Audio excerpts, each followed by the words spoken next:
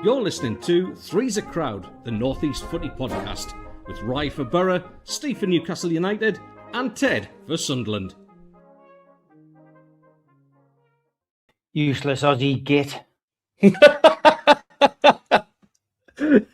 Where is he? Oh, I thought we weren't. He hasn't replied to me yet. Let's see. Has he even read me message? Oh, we're right. He's obviously he's in a food coma somewhere. Knowing him, I mean, he sits in. He's upset because he haven't got a clean sweep in the Ashes. That's what it is. Yeah, exactly. Anyway, welcome to the Three's a Crowd, the North East Football Podcast.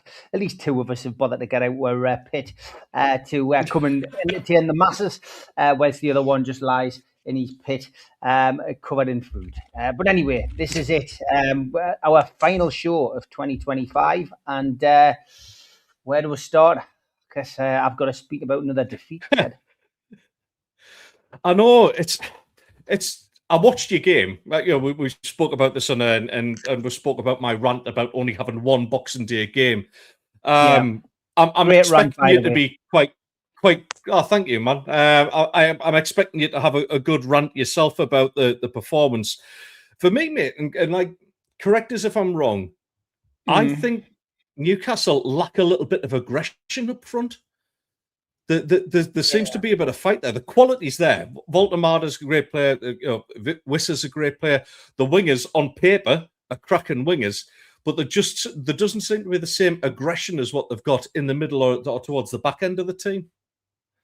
46 crosses in that game, 16 shots, 3 on target. That's your problem. It's as simple as that.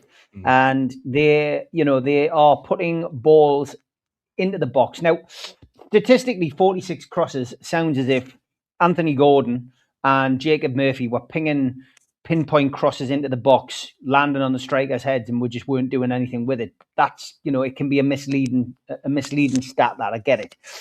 46 crosses can be anything. It can be something that's a cross from someone's foot that hits someone at the backside. It can be a cross that goes across and goes out for a goal kick. A cross is a cross, but where it ends up is the most important thing. I think the most frustrating thing about the Manchester United game was that we had 65% possession, 67% possession actually, and that is the most possession any visiting team has had at Old Trafford for the best part of 20 years. And so Newcastle dominated that game, overall. But the frustrating thing for us was that we don't convert chances in those kind of games. And there isn't a plan B. And Howe seems to be reluctant to come up with a plan B. And I think that's what is frustrating a lot of the regular match goers and people who sit and watch it on TV who are called armchair supporters. At the end of the day, it's frustrating everybody. But what it has done is, of course, it's now, caused a massive, falling out of supporters online. Some people are demanding for Howe to be moved on. Other people are saying, you've got to stick with him because of what he's done for us. And you've got some people who are just sitting in the middle and saying nothing. And for me, I had a bit of a rant on my live Q&A yesterday. I'm certainly not Howe out. And, I think Eddie Howe will get time. But it's how much time. This is a period of our season now where we will find out a lot about PIF, more about PIF than we'll find out about other people.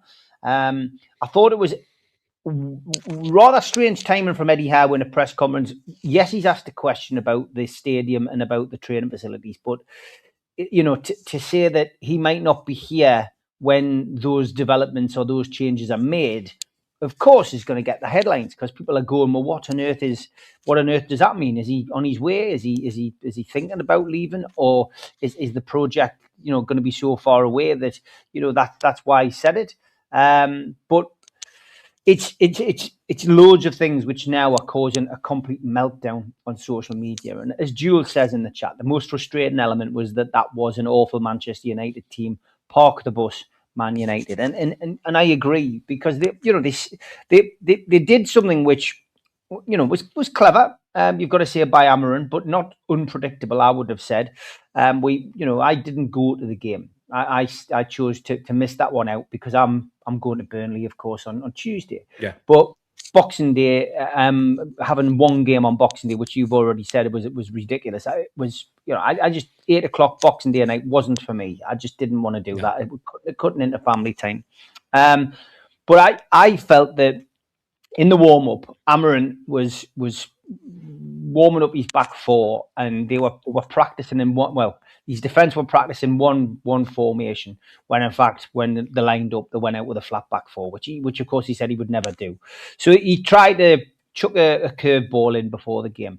Gary Neville saw it, and Roy Keane saw it, and they talked about it before the match, and they both predicted that they would be very surprised if he set up in this particular way, probably set up in another particular way. And it was a gamble by Amarin, but it paid off. And watching Eddie Howe and Jason Tindall standing on the sidelines, looking frustrated, scratching their heads, trying to work out what was going on, was bizarre. It was bizarre. I was thinking, well, it's obvious what they've done.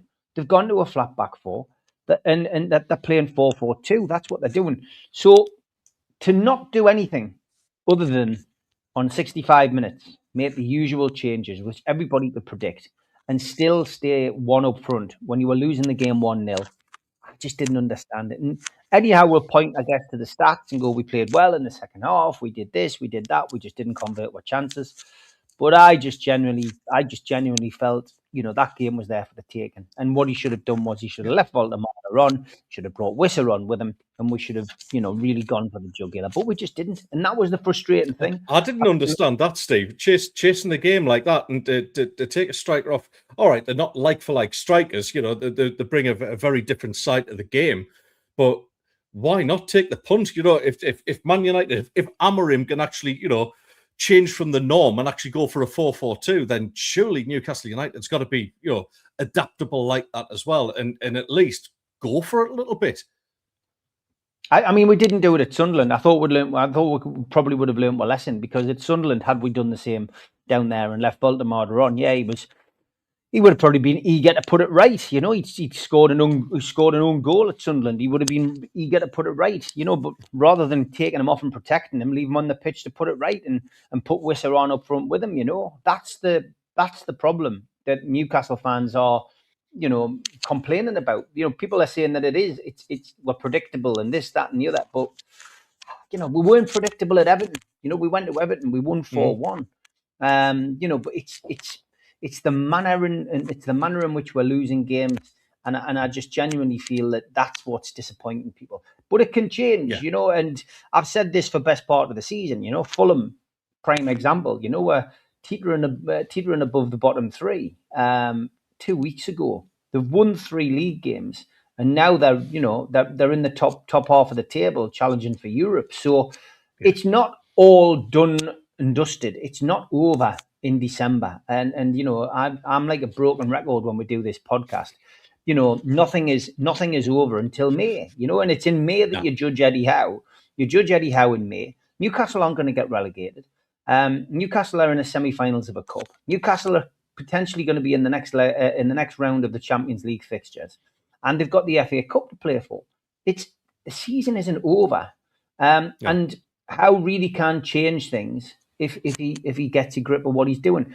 There is a lot of talk behind the scenes of unrest. That is the biggest problem at Newcastle at the moment.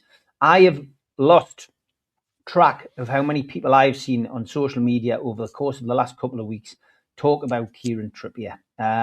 We do miss his leadership, and you miss Dan Burns' leadership, but Kieran Trippier allegedly, socialising over Christmas. He's a professional footballer. He's allowed to socialise. He's allowed to have a social life. But people are alleging and saying that he's not in a great place. And I hope he is okay, and I hope everything is all right. But if that's the case, that's not going to go down well in the dressing room. There is talk of a little bit of dressing room unrest, and that there are people who are not doing as not doing as they should be doing, and that's going to cause problems. But this happens during a season. This happens in a season. I still think as well we are suffering a massive hangover from the summer, and it's always going to be a situation that's going to cause unrest. If a player as big as Alexander Isak leaves the football club, it's going to cause an issue. And your style of play over the last 3 years has been set up to feed one man to score goals. 2 men, if you count Callum Wilson, but obviously, Isak was the number one striker. Yeah. To suddenly take that out and not replace him with a like-for-like forward was always going to cause issues.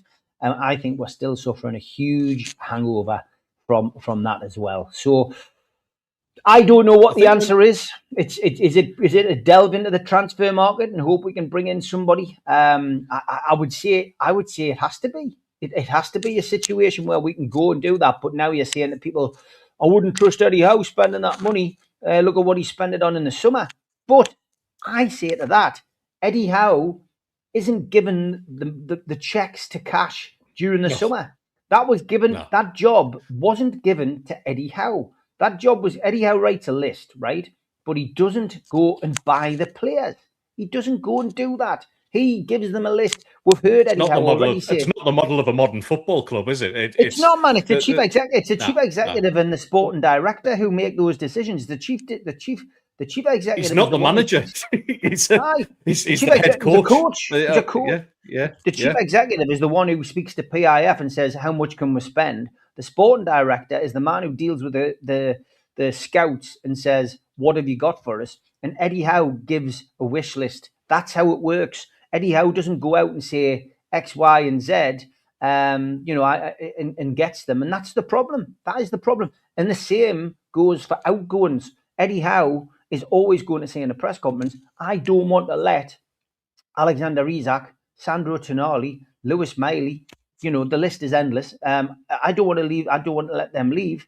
He hasn't got an option. If PIF want to sell Joe Linton in January to a Saudi club, which is possible, then that's what's going to happen, I'm afraid. And we've got no say. Eddie's got no say. And that's exactly where we are. But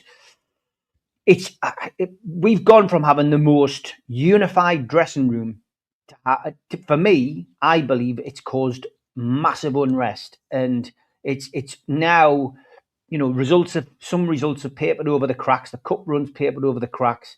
But for me, I think that's where we are. And that's how we'll answer the boil, Gary. Transfers. Yeah. Some players you'll find will leave in January. I think I'd be surprised if we don't see a couple of names leave in January who we wouldn't have expected to leave in January. I think we will see a little bit of movement.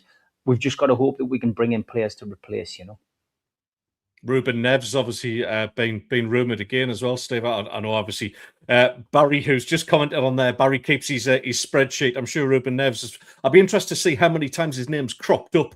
But obviously he's out there in Saudi at the minute, isn't he? And it might be a convenient swap deal, be a good like for like, possibly a better footballer in general terms than what Joe Linton is as well. So, of course, that's all yet to come. I mean, the window's opening in 3 days' time, and some of the rumours going around already are just absolutely insane. We were linked with Harry Kane yesterday.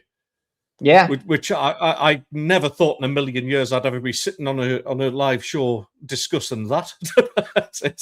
Yeah. I mean, look, it's anything's possible. Anything's possible. I think Harry Kane will be a target for lots of clubs. In lots of windows. I'm not sure Harry Kane would want to come back. I think Harry Kane at the moment is enjoying his football. He's at a monster of a club, mate, as well. He's at a monster of a club, and he's guaranteed Champions League every year. Why would you chuck that away? Yeah. What, to come back and beat a poxy record in the Premier League, which, let's face it, Alan Shearer's record is a Premier League record only. The leading goal scorer ever is Jimmy Greaves, and no one will ever get close to that, not even Erling Haaland. But you're telling me that he's going to sacrifice a load of silverware and being a legend in not just England, but also in Germany. He's going to sacrifice that to come back and play for any club in the Premier League. It's even better beer over there, mate. He's going to trade in all those Oktoberfests and come and drink Madry. Nah, exactly. He's made for life, Harry Kane, and he's got a spring in his step. Which, I'm not a huge England fan. I'll watch the World Cup, of course, and I watch the Euros. But that Harry Kane performing as he is and finding his goal scoring instinct again and playing with a smile on his face and winning trophies can only be good for England in this World Cup year in 2026. Absolutely, mate. Absolutely. Just a good point from Barry there. Sunderland has shown with the right Bros non-Premier League experience and players from outside the Premier League and have a damn good go. That's one thing as well. That in fact, I was going to pen a little article about it, is Sunderland are doing most of their business outside of the Premier League, which is, it's a unique way to go at it. Do you think we'll see a point where we actually do start and go for proven Premier League quality, or do you think Sunderland are doing it right the way they are? Because with Premier League, I'll use an example. I'll use Kobbie Mainoo, who is an example here of a player who is Premier League quality. I think we can pretty much all agree on that. On his days, he's a very, very good player. But with the Premier League, with that Premier League experience, sometimes comes a little bit of arrogance and a little bit of ego, and it seems a bit of a risk to start and take players from the Premier League who kind of like, well, I've been around and done this for quite a while. Do you think that's something that Sunderland should actively avoid doing, or do you think we're actually along the right lines of what we're doing right now?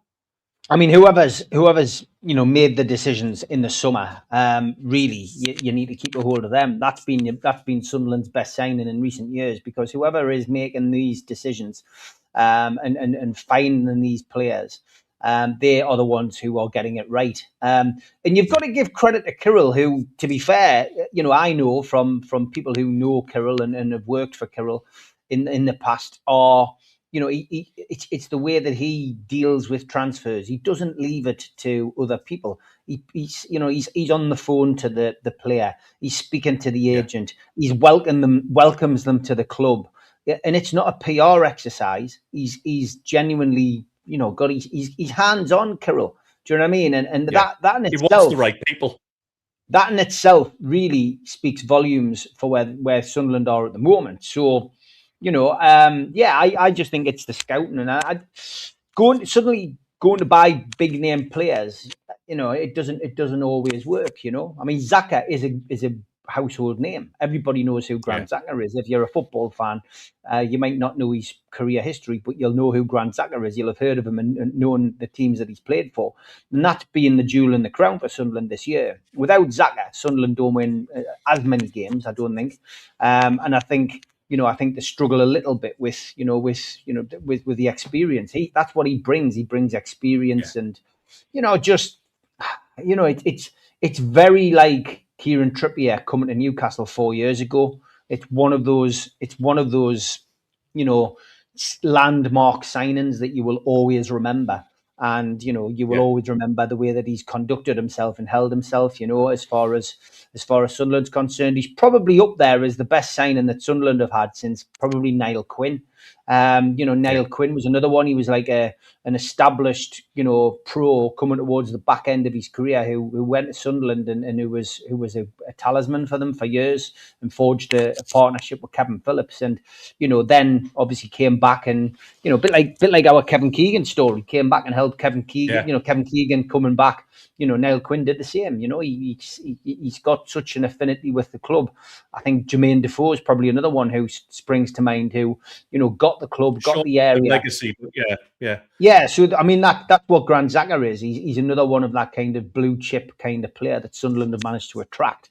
And again, that's credit to the ownership who've they've got it right so far. And I think, you've said it many times, and other Sunderland fans that I know have said it exactly the same. Oh, well, it's only December, using my kind of mantra, everything can change in the second half of the season. We're hoping to get 40 points and that's it.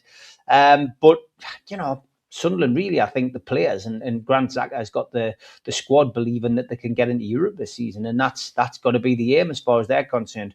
We went through and I can see your name on the screen there. We've played nobody in 2025, but it's now not just that. It's the AFCON. AFCON was going to jeopardise Sunderland's opportunity. AFCON was going to screw your season up.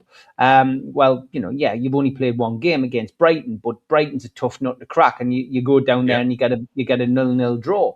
You don't play it particularly well, but you've got another point in the bag. Now you've got a unique opportunity today at 2:00 against Leeds at home, who are playing well at this moment in time.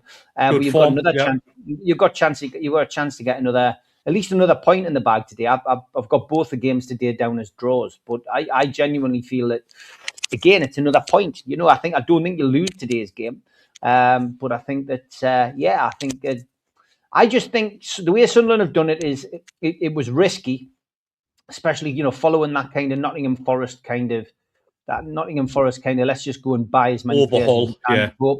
Hope they all work together. But I was talking to somebody this week about your goalkeeper, and we've goalkeepers are obviously the subject that we've discussed on NUFC Matters for the last 3 or 4 months. And lots of us wanting Ramsdale to at least have a chance to play. And I've seen nothing in Ramsdale that makes him any better than Pope for me. So for me, Nick Pope should be back in the next game against Burnley, and I don't expect to see Ramsdale again unless there's another sending off for Pope or another injury. But your keeper, whoever scouted your keeper, has done a great job there, because that's the kind of keeper that I'd love to see Newcastle have. I would, lots of times you go, who are the players that would fit into Newcastle's team? Well, I wouldn't mind Grant Xhaka in the midfield for Newcastle, and I wouldn't mind Roos in for Newcastle in goal. So it's credit to Sunderland's backroom staff, scouts. I'm going to take that as a video short for later on, because that's the first time I think I've ever. That's the first time I've ever heard you say about a Sunderland player would fit into a Newcastle team. So I think that's it's progress as far as we're concerned, isn't it? But it is. Yeah, it is. I mean, Roof's got won a lot of praise from Peter Schmeichel of all people. Schmeichel was absolutely raving about him, about the way he dominates his box, he comes for crosses, and that's given us a lot of confidence. Obviously, we talk about Xhaka. I could talk about them all day. Like, I've developed such a serious man crush on Granit Xhaka. It's unbelievable. I've never, ever known a player come into a club and just change its whole philosophy. And literally, from fans to boardroom, the Granit Xhaka effect is absolutely huge. But for me, it's too early to say if he's going to be one of the best signings we've ever made. One with the biggest impact, absolutely. I've never ever seen anything like this. He's the best captain we've had, certainly since Kevin Ball. By a country mile, he's the best captain we've had. That's no disrespect about who's gone before. But my feelings on Dan Neil. I don't think he's a Premier League quality footballer, but he wore his heart on his sleeve, and he at least tried when he was in the Championship with us. I just think that Xhaka effect is huge. But what that's doing is lifting the standard of players around him. Roofs, for example, his confidence for a young lad. His first real season in professional football at senior level was last season. And he's come into the Premier League and just looks like he's absolutely owning it. He reminds me actually of like a young Peter Cech. He's got that kind of that dynamicism about. Oh, it was an easy one to say that. It's a good job I didn't have a drink this morning. So there's the same. There's obviously the back line who. 6 clean sheets already this season. The likes of Dan Ballard. Another one where we're going to be lucky to hold on to Dan Ballard, because I think he's starting to win a lot of suitors. Liverpool, obviously, well documented that they've got a bit of a flimsy back four at this moment in time. Dan Ballard would certainly fit their style of play and bring a bit of physicality into it. But right now, I don't think anybody will want to leave that, because the tails are up. The confidence is there. Today is going to be a tough match, because Leeds are on form. Obviously, we've got the lads who are away with AFCON, although it does look like Reinildo will be back in the new year, because it doesn't look like Mozambique are going to qualify out of the group stages. So bad news for him, but great news for us, I guess, because it's a big loss having him behind Roofs and Xhaka. Reinildo, the left back, has been our absolute star for me. But I think we've got more than enough about us to actually give Leeds a problem still. Let's be honest, they don't travel well away from home. Something that Newcastle obviously are becoming a little bit too familiar with themselves, but they don't travel well. Their fans. Their fans are just so arrogant. They're absolutely still convinced they're a massive club, and they're not. They're absolutely not. I mean, they ran away with the Championship last season, but for me, listen, I'd love nothing more than to shut Leeds up. As tough a game as it'll be, because I don't think they've been massively affected by AFCON in any way. But yeah, I mean, my prediction, I've gone the same as you. Actually, I've gone a draw as well, but I would just love to see us sneak one over on them. Like I really can't stand them. But yeah. So what needs to happen in January then, mate? Because that's going to be the next thing. Obviously, we're talking about whether Eddie Howe is there or not. Obviously, there's decisions to be made with the playing staff. What for you needs to be addressed from the Newcastle United perspective? We still need a forward. I haven't changed. There's nothing wrong with the back four. The back four at the moment is obviously, it's dilapidated because of injury. I mean, Tino Livramento shouldn't be too far away. Kieran Trippier, is again, it said January. Kraft will be back in January. Dan Burn probably won't be back and fully fit, I wouldn't imagine, until the end of January, start of February. So we will be getting those players back in. So it's pointless signing a defender. We need another striker and we need a goal scorer. That's what we need. We need somebody who puts the ball in the back of the net, somebody who can get in on the end of those chances that people didn't at Man United. That was the big problem at Manchester United. Two great crosses, one from Gordon, another one from Lewis Hall, and nobody sliding in to tap the ball into the net, because it's either laziness or it's just not thinking. Whatever it is, they're not capable of doing it, and that seems to be the big issue. So we do need somebody who can get on the end of these crosses and put the ball in the back of the net. And we do need a creative midfielder. We've been crying out for a creative midfielder for the last few years. Somebody like a Peter Beardsley, somebody like a player, just somebody who can turn on a sixpence and create something from nothing.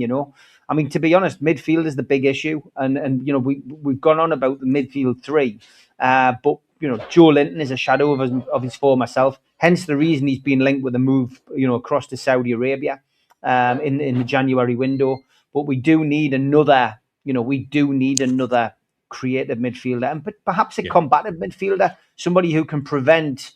And stop the pressure that, maybe the back four feels on occasions. But we don't need wholesale surgery. We just need to make some valuable additions. That's exactly what we need. But it's the creativity that we don't have.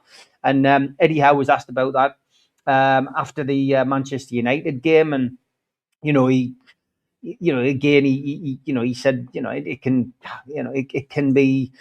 it can be creativity, but it can be other things. And he pointed more to the stats and said that we didn't capitalize on good play, because let's face it, right, against Manchester United, we didn't play badly. We didn't really play badly. No. We just didn't score goals. That's the problem. We just didn't score the goals, and that's the big disappointment. Sorry, mate. I've just got to laugh there. I hate to interrupt, but Jules is right. Your air fryer's ready. Every time I'm on the show, unfortunately, somebody comes. If I'm doing it from the kitchen, that's what happens. And my microphone that I use is so powerful, it does pick up the background noise. So Jules always likes to pick up on the air fryer whenever anybody makes something in the kitchen. How's the bacon, did you say? How's the bacon, did you say? Yeah. Going back to Joe Linton, though, mate, and obviously we didn't see him in the derby, and that was kind of like it was a little bit of a disappointment, to be honest, because like I say, I was looking forward to a blood and snot midfield derby, plenty of tackles flying in and all that sort of thing, and he definitely would have brought that. He got subbed in the last Champions League game. Didn't look happy about it. Obviously, he had that groin problem, and he was taken off as a precaution. He looked pretty temperamental about it. He didn't look happy about it. Sometimes that's great. Sometimes you want a player who's unhappy to come off because they're trying, and that's they want to be out there. That they think they can have an effect on the game, which is priceless in a lot of cases. You need players like that. However, he came on against Man United, and whereas you think like right, get stuck in a little bit. The first thing he did was just clatter somebody for a needless foul, and I thought that's not the player that I'm used to seeing. There's plenty of guile and plenty of bite about him, but it almost looked like, I don't want to use the word petulant, but that's what it came across as. Now I don't know whether Joe Linton was pro Isak camp or anti Isak camp, but I think, going back to what you were saying, the likes of Joe Linton is one of them that highlights where there may be divisions in that squad. And I don't know whether this has actually come from, look, there's plenty of people in black and white shirts been celebrating Isak's injury. There's others that don't condone going down that line of celebrating people getting injured and their season being over. But is there an element of that in the squad, do you think, that's caused this rift? Not rift, but certainly a bit of a division in the squad. Is it the Isak hangover that's caused that? Some of it is, yeah, there's no doubt about it. There were some players who were really close to Isak, and we know who they are. Asula, Jacob Murphy, Alanga, all of these players are really, were really close. I mean, Alanga, you would have to say, probably came to Newcastle United because of his relationship with his fellow countrymen. Yeah. But then you've got the situation with, the relationship with Asula. We saw it all online, we saw it because these players have Instagram, they have TikTok, and they're posting videos, they're pushing stuff up on social media, and you're thinking, well, they're not going to be happy that the mate's gone. And, it's football and it happens all the time, but, we're in this kind of situation where, there's nothing you can do about it. That's it. It's as simple as that, But I just genuinely think that Joe Linton has not played well since the cup final. I don't think that that's because he's suddenly become a bad player. I probably think that he needs to have some kind of, massive breast or surgery or something like that. I've got no idea what is wrong with him, but it's not the same Joe Linton. Hence the frustration that he probably feels when he comes onto the pitch and he pushes across, into a player and has a go at a player in that kind of situation, I don't know. Are we breaking for the cat today? Have we got the? Yeah. I've got the cat, mate. Yeah. We'll come back to Joe Linton because obviously we're going to see some changes in the second half of the season. Just want to get like sort of your thoughts on 2025 as well, because I mean, all right, this season's been a little bit iffy for Newcastle, but all in all, 2025 has been a hell of a year for both Sunderland and Newcastle with promotion, cup wins after 70 years. We'll cover a little bit more of a retrospective on that and then what we're looking forward to for next year. How does that sound? Yeah, sounds good to me. Bearing in mind we got dropped in it by the Aussie today. So we are just busking along, as most people will be able to tell. But it is time for Troll of the Week. No one noticed.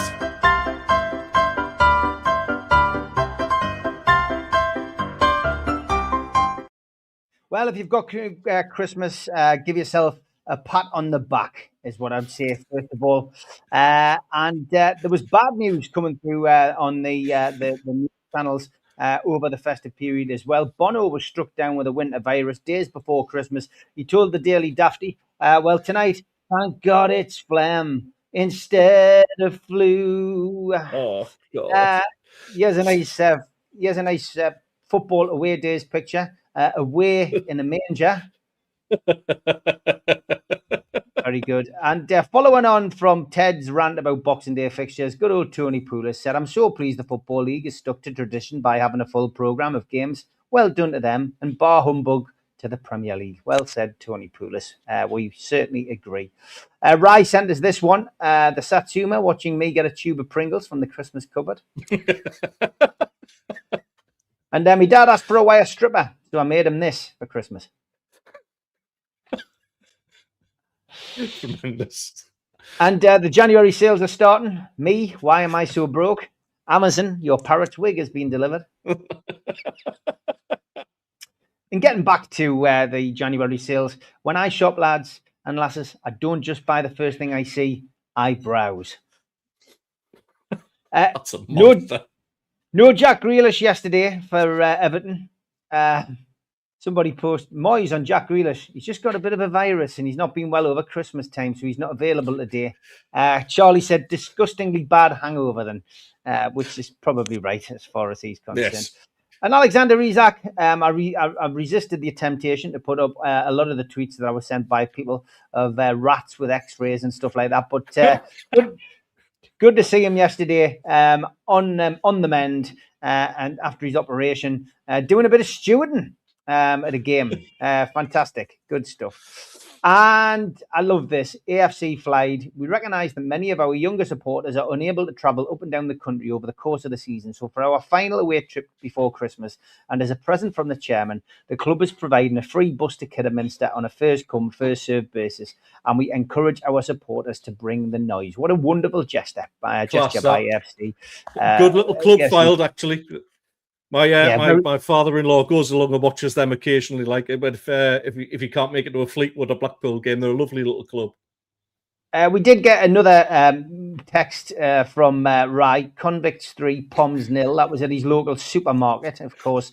That should now read 3-1 because we have managed to actually win a game of cricket in Australia. And if you're taking photographs, always be careful about what is in the photograph. My new red dress is about to take my co-workers' breath away at my company's Christmas party. If there's an open bar again this year, someone might get lucky and have their stocking stuffed tonight.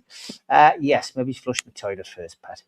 And there was a big fight. I say fight, it's more like wrestling, but Anthony Joshua took on a YouTuber.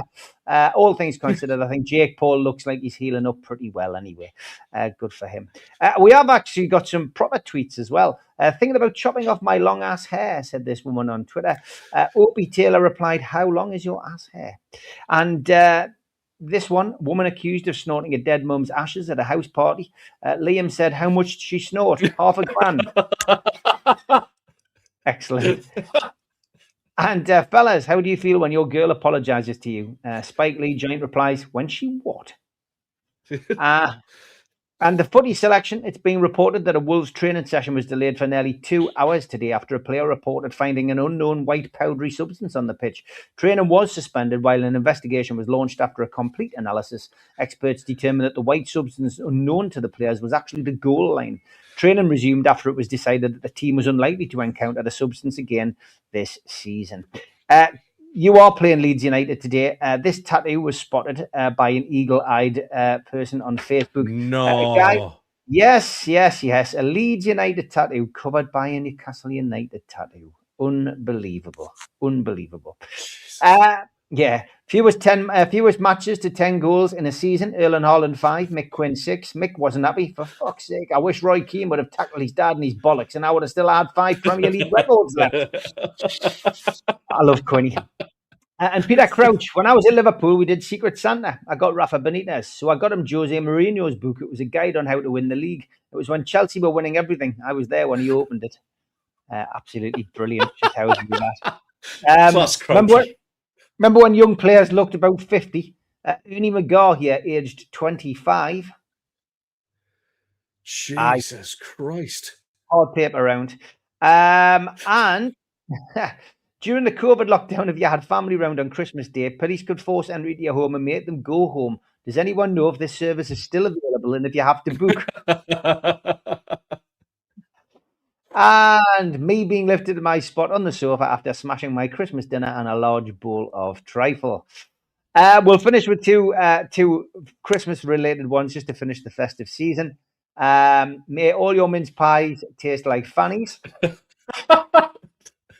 Fanny Craddock, Cook of the Year, of course, 1960 to 1980. My favourite tweet over the festive period was this: happy birthday, mate. Hope you have a good one. That was genuinely the best tweet of all time over Christmas. That young'un. If you've got any tweets, send them over to me at my email, nufcmatters1892@gmail.com, or send them to Ted or Rye, although they may not make it onto the show if you send them to Rye. Yeah.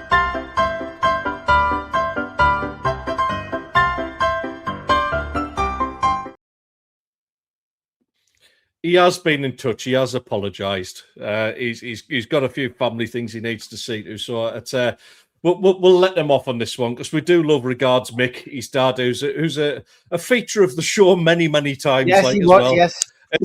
He is. We do want to have him on the show at some point. I have asked the question. I think we need not get my dad on. Christ, that's going to be a bit of a challenge. But we do need certainly not in the last 14 years. Anyway, he passed away. It's going to be a bit difficult. But yeah, we need to get the dads on. We need to get some family members involved in this, and just make the show even more uncomfortable than what it normally is. Obviously, 2025, mate. I would assume that the biggest upside for you was actually getting the monkey off the back for Newcastle United, a trophy after 70 years.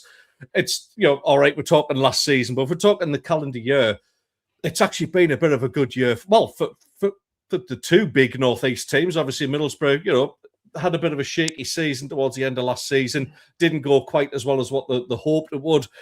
Look a little bit stronger this time around, but 2025 for us too, mate. Try and put it into words because it's been a great one, hasn't it? Yeah, getting the monkey off the back was a huge thing for us. Winning a trophy, first domestic trophy in 70 years, was superb. And of course, managing to nick that final Champions League place on the last day of the season was even better. So, we achieved everything that we wanted and more last season. And of course, it was, as you say, it was in this calendar year, 2025. For me, the season, this season it's been up and down. We've been back in the Champions League, and our Champions League performances have been brilliant. We've got 2 games to go in January, and we've got a chance of being in the next stage, which is not something we've even thought was possible 4 or 5 years ago. So that in itself really deserves to be recognised. We are going through a bad run of form at the minute, and especially away from home. St James's Park, our home form is exceptional. And we need to find the recipe for success on the road. And if we do, this season isn't a write-off. It's not a write-off. Anybody who says it's a write-off is what are they? They've got a crystal ball. If it continues in the same way and in the same vein, yes, of course, Newcastle United are going to struggle. But we genuinely feel that. I genuinely feel that with the right moves in the transfer market, and with a few alterations on the training ground, Newcastle can still save their season. So yeah, but 2025 has been positive. What 2026 brings, who knows? But it won't be a relegation battle, and for me, I'm happy about that. That's what we as Northeast football clubs have been used to in our existence as football supporters. Ups and downs. Yo-yo clubs. But at the moment, the way it looks is that Newcastle and Sunderland will both be in the Premier League next season competing, and Middlesbrough are hoping to join us. Yeah, which is the big one. I mean, that takes this show into, God, can you imagine how unbearable he's going to be in the Premier League, though? Oh my God! When he does turn up, yeah. No, I've got to echo that, mate. I mean, I sat here this time last year, and I was very bravely predicting, well, if we're still in the top 4, I think we might get promoted. It's out of hope than expectation. That was the way I was feeling at the time, and to go through that back end of the season where, we guaranteed ourselves the playoffs, but the end to the regular season was pretty poor. We weren't in good form at all. As it transpired, Regis Lebris was actually playing an absolute massive tactical masterstroke and just keeping all the players fit and ready, and going into those 2 games against Coventry with a plan to upset them, and I guess plan for a bigger future and try and get there. And the game at Wembley, when you're almost 2-0 down, and thank God for VAR. I never thought I'd ever say that on this show, but thank God for VAR that we only were 1-0 down and we fought back. An incredible against the odds kind of performance, really. It was typical of Sunderland that season. I think it kind of galvanised the fans, and this whole till the end thing that the club is using beautifully in all of its marketing.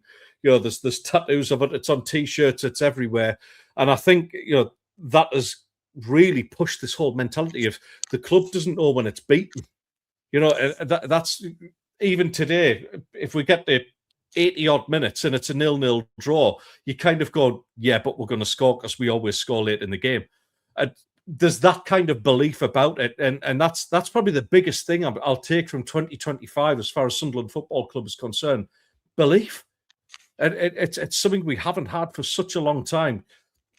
I mean, Steve, when we first started doing shows together, it was League One for me. It was just an absolute disaster. Getting the likes of Michael Beale in charge of the club, it was an absolute turgid time to be a fan, and To turn that round and see the way it's transformed in the last year, and as you rightly said, if you talk a man of the year, Regis Lebris takes a lot of the credit for it because he's a fabulous manager. I've said it before; he gives me real Wenger vibes the way he conducts himself. But Kirill Louis-Dreyfus is just wow. Yeah, I mean, talk about saving the club certainly from almost going into administration, because we were on a knife edge with that. We really were. Probably a lot closer than what a lot of fans think. But steady the ship and to come under a lot of criticism. Me included. I was there with the criticism of the likes of Christian Speakman, people like that, for not splashing the cash in the Championship. But we had a model, and they stuck to it.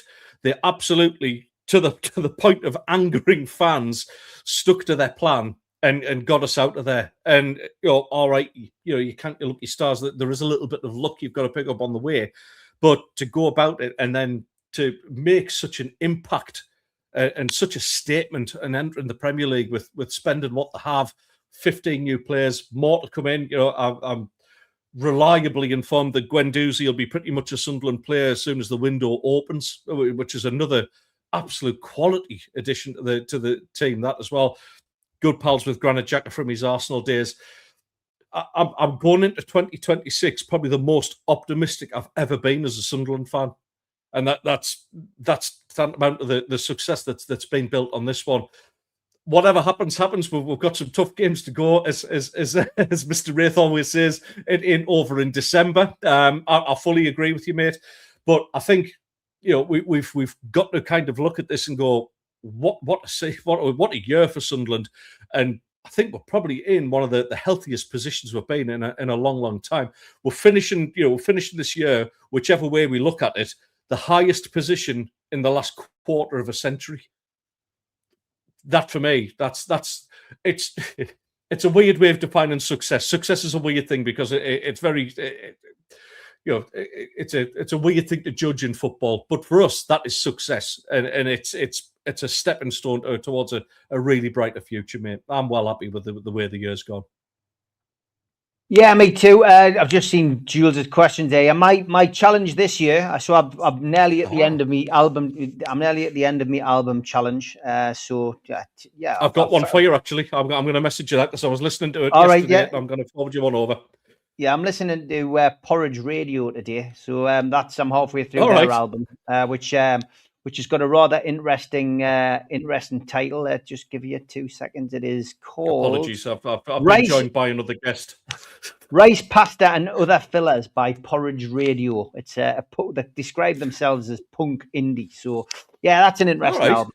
So that's it. That's what I'm listening to. But my New Year's resolution for 2026 is I'm going to watch a film a week, one film a week, mobile off, and watch a film a week. It's got to be a film I haven't seen, of course. So that's my challenge. That is my challenge, and I continue to do the poems. I write a poem a day, so I'm 2 years into that challenge. But yeah, it's good. It's good to have different things. Yes, it's a cat, Jules. For me, moving forward in 2026 is going to be it's going to be an interesting one for Newcastle United. It's a transitional period after losing Isaac, and what we do and how we do it really depends massively on recruitment of a new centre forward, a new goal scorer, and that is really a big thing for us. We've got a situation that's developing which is beyond our control. Players are getting older. We've got a back four of Fabian Shaw, Dan Burn, Kieran Trippier, who are all over 30, and we're in this position now where these players need replacing. So it's a transitional period, a huge period, in a situation which we've got to spend money to achieve our goals. Absolutely, mate. Absolutely. Talking about New Year's resolutions as well, because I mean, anybody who has seen Steve's his social media aspect, and I'm quite quiet when it comes to sort of bigging up my mates sometimes, but in Steve's case, you've got to go and check out some of his poetry because it is absolutely brilliant. We'll go for some very, very serious, deep stuff. There's some very some deep matter in there, but some of the lyrics are absolutely superb as well. They absolutely crack me up. So get onto his socials and check that out. I'm actually going to pull my finger out my ass and work on this channel this coming year. I've promised it now for a couple of years, but I've finally been shamed into it. The thing is, for anybody out there who's watching this, when you work with people like Steve and Rye, it's not like work because they're your mates, essentially. What's the cat doing? Yeah. You need a green screen. You need a green screen. He's checking himself out in the mirror, the vain little git. Strange. So yeah, but when you work with Steve and when you work with Rye, they are very, very good at what they do. Steve's out there doing content about 7 days a week on top of everything else he does. Rye is a whiz at being able to come up with very quick bits of content and get these shorts out there. He's naturally very, very hilarious as well, which galls me to say that, but he is. So yes, I need to do more. So I'm going to actually start a bit more writing, as well as obviously trying to do more on the YouTube side of things. I'm going to get a little bit into some amateur journalism, Steve. That's my game. So I want to do one decent large piece every week. Is the challenge I'm setting myself as well. Like so, yeah. It's we'll see how it goes. I'm sure there'll be plenty of rants. There'll be plenty of celebratory stuff. But yeah, it's something I'm dead. Shut up. Dead keen to do. Yes, I think to be honest, if anybody hasn't read your article, they should have a look at it, because your article about the Boxing Day lack of Boxing Day fixtures was brilliant, and I think it got a lot of traction. A lot of people agreed with it. But yeah, mate, that's what you've got to do when you're creative. You've just got to create, and I think I put a post up the other day about acting. I mean that's my passion as an actor. But I've had over 25 castings this year. And got one job, and that's how difficult it is to be in my profession. But that doesn't mean that you just stop and waiting for the phone to ring, waiting for your agent to say you've got the part and this is how much you're getting paid. You've just got to be creative and do other things, So that's it. It's as simple as that. Be creative. If you can, write your poetry, write a play, get out and chase your own jobs. Don't wait for your agent to get in touch with you. It's just that's what you've got to do. But yeah, good for you, mate. That you need to do it. You're good at what you do, and you nice of you to say what you say about me and Rye. But it's this show has been successful because all three of us are very good at talking about our respective football clubs and all very passionate, but do it in a nice and polite way. And yeah, we've all had ups and downs, but that's what makes the show a success. Yeah. It's yeah. I mean, we got rid of the downside when we left the radio station, and now we're doing the good stuff. So.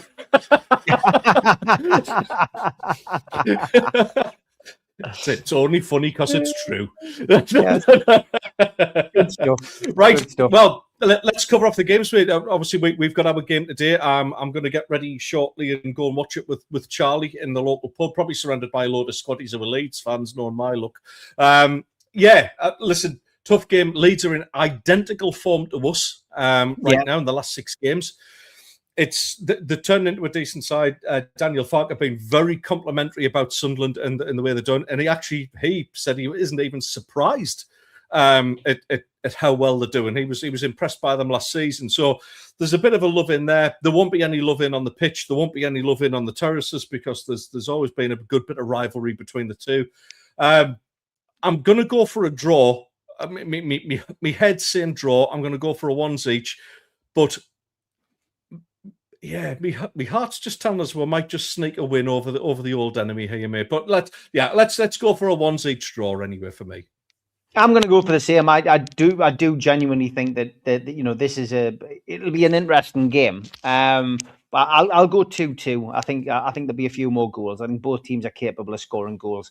I wouldn't be surprised to see Sunderland take a bit of a lead and Leeds to peg them back in the second half. But there's definitely a bit of fight in Leeds these days compared to what we saw at the start of the season. So yeah, I'm going to go for a 2-2 draw, which I think will suit both teams.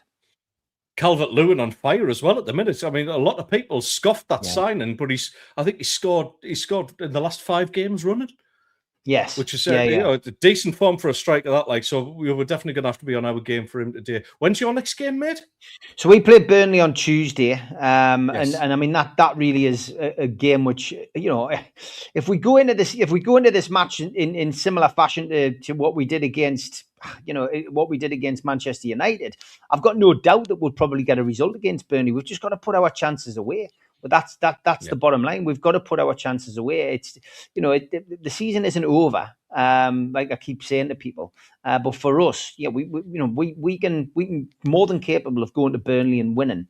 And suddenly 3 points. Then you're going into a home game against Leeds. You're looking at it and thinking, well, Newcastle maybe can pick up a few points now. We've got Leeds, we've got Crystal Palace. We've got games that we can win. Wolves coming up, so I'm not doom and gloom, but I am going to go for Newcastle just to edge it down at Burnley. I'm going to go for a 1-0 win at Burnley for Newcastle to get things back on track on Tuesday night. And you've got Man City on Thursday, I think. Yeah, New Year's Day against Man City. It's I think it was the 95th minute where G actually stuck one past them a good few years ago during the Martin O'Neill era. I'd probably settle for the same, mate. But I could see Newcastle coming away with the 3 points. I think Burnley are deep in trouble, mate. They've shown a little bit of fight. That's certainly a lot more fight than what Wolverhampton Wanderers have, because they're just absolutely dire. But I can't see Burnley getting out of it, unfortunately. I can see a 2-0 win for the Geordies there. Going into our game New Year's Day, because I don't think we'll have a show before then. No, we won't. Do you know what? We're going to do them. We're going to do Man City. I'm going to go for a repeat. I know. I haven't gone for a win all this series so far that we've done. I'm going for a win against Man City. I'm going to say we're going to sneak it. We're going to beat them 1-0. 2-0 to Man City for me. I think Man City are on a good run. Yeah, Man City's too good for Sunderland, and I think Man City will beat Sunderland 2-0.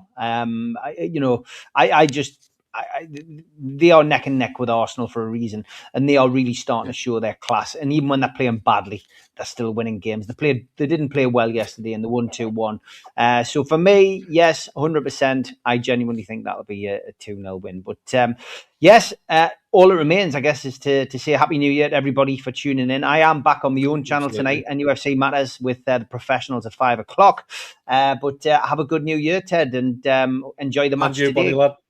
And look forward to. And let's hope Rye's dad's okay, and we will see Rye on the next show in the new year. Happy New Year, everyone. Happy New Year. Take care, everybody. Three's a Crowd podcast will return. That's not a threat, it's a promise.